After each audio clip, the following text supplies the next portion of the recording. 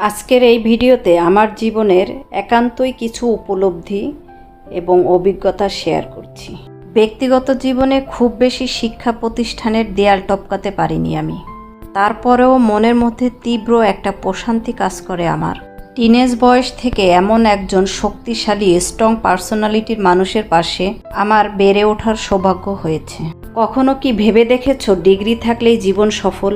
নাকি একজন স্ট্রং পার্সোনালিটির মানুষ হয়ে ওঠার আসল শক্তি?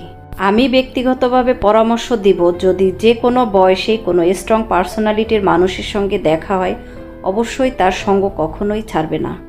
তোমার ভেতরে থাকা লুকায়িত শক্তিগুলোকে আরও শক্তিশালী করে দিবে তোমার পাশে থাকার সেই স্ট্রং পার্সোনালিটির মানুষটা, যেটা তোমাকে সারা জীবন ডোপামিন হরমোন রিলিজের মতো মানসিক প্রশান্তি দিয়ে যাবে একটু একটু করে।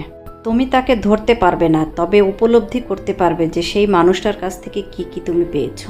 আমাদের সামাজিক প্রেক্ষাপট বিচার করলে স্ট্রং পার্সোনালিটি মানুষের সংখ্যা খুবই কম।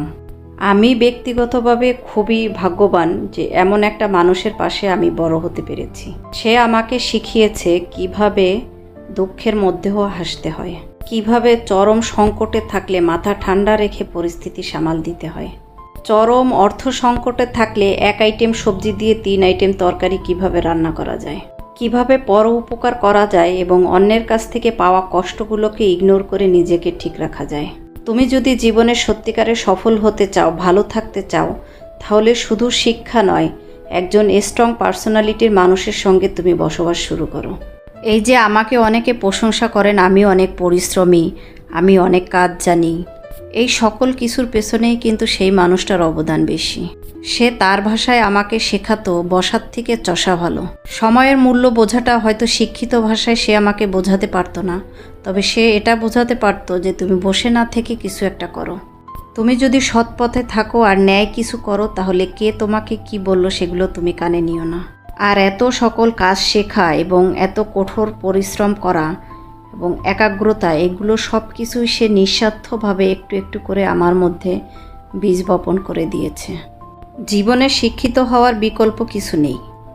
আপনি কতটা জ্ঞানী সেটা আপনার জীবনের উপরে যতটা না প্রভাব ফেলবে, তার থেকেও বেশি প্রভাব ফেলবে আপনি কতটা সময় উপযোগী কাজ করতে পারেন। সময় উপযোগী কাজ করতে পারা এবং প্রত্যেকটা কাজের প্রতি সম্মান রেখে সে কাজটা কমপ্লিট করা, এটা একটা মানুষের সাফল্যের মূল চাবিকাঠি।